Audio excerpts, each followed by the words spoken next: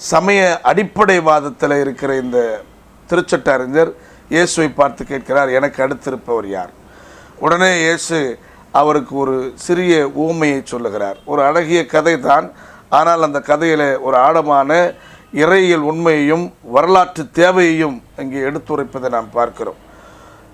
எனக்கு அடுத்திருப்பவர் யார் என்று அவர் சொல்லும் பொழுது, எருசலேமிலிருந்து எரிகோவுக்கு போகும் வழியில் கல்வர் கையில் ஒருவர் அகப்படுகிறார். அவர் பெரும்பாலும் யாராக இருக்கணும், எருசலேமிலிருந்து புறப்பட்டு போவதனால எருசலேமில் வாழுகிறவர்கள் பெரும்பாலும் யூதர்களாகத்தான் இருக்க வேண்டும். ஆகவே ஒரு யூத இனத்தை சார்ந்த ஒருவர் பயணப்பட்டு போகும்பொழுது அவர் வழியிலே கல்வரால் அடிபட்டு குற்றூரும் குளவருமாக கிடக்கிறார். அங்கே மிக முக்கியமான 2 நபர்களை இயேசு இங்கே சுட்டுகின்றார்.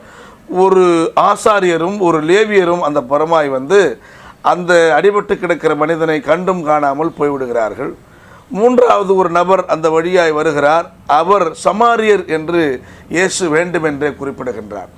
ஏனென்றால் இந்த யூதர்களுக்கும் சமாரியர்களுக்கும் மிகப்பெரிய பிளவு இருந்ததை சமூக பாடங்கள் நமக்கு சொல்லுகின்றன.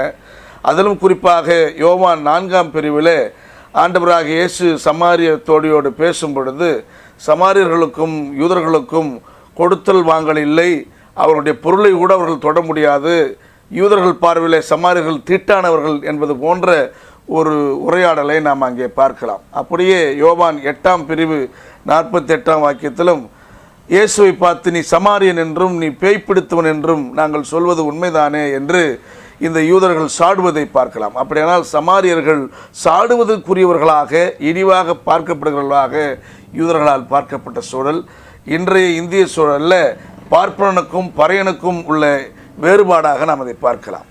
ஆகவே ஒரு பார்ப்பனன் அடிபட்டு கிடக்கிறான். பார்ப்பன இனத்தை சார்ந்தவர்களே 2 பேர் ஆசாரியர்களும் அல்லது லேவியரும் வந்து கண்டும் காணாமல் போகிறார்கள். ஆனால் பறையர் இனத்தை சார்ந்த ஒருவன் வருகிறான் என்பது போன்ற ஒரு அழகிய காட்சி இங்கே வடிவமைக்கின்றார். சமாரியன் வரும்பொழுது அந்த நபரை யார் என்று பார்க்காமல், எந்த இனத்தை சார்ந்தவர் என்று பார்க்காமல், உடனடி தேவை எதுவோ அதை சந்திப்பதற்காக அவருடைய ஆடையை கிழித்து அந்த காயங்களை கட்டுவதும், அவரிடம் இருந்த எண்ணெயை வார்த்து அந்த காயங்களுக்கு ஆற்றுப்படுத்துவதும், உடனே அந்த காயம்பட்ட மனிதனை கொண்டு போய் மருத்துவமனையில் சேர்த்து அவருக்கான எல்லா சிகிச்சையும் மேற்கொள்வதற்கான உதவியை மேற்கொள்வதும், ஒருவேளை இந்த சிகிச்சைக்கு அதிகமாக பணம் தேவைப்பட்டால் நான் மீண்டும் உழைத்து சம்பாதித்து மறுநாள் வரும்பொழுது கொடுக்கிறேன் என்று சொல்லி வருகின்ற இந்த உயர்வான சிந்தனையை சமாரியன் வழியாக ஆண்டவராக இயேசு கிறிஸ்து இங்கே வெளிப்படுத்துகிறார்.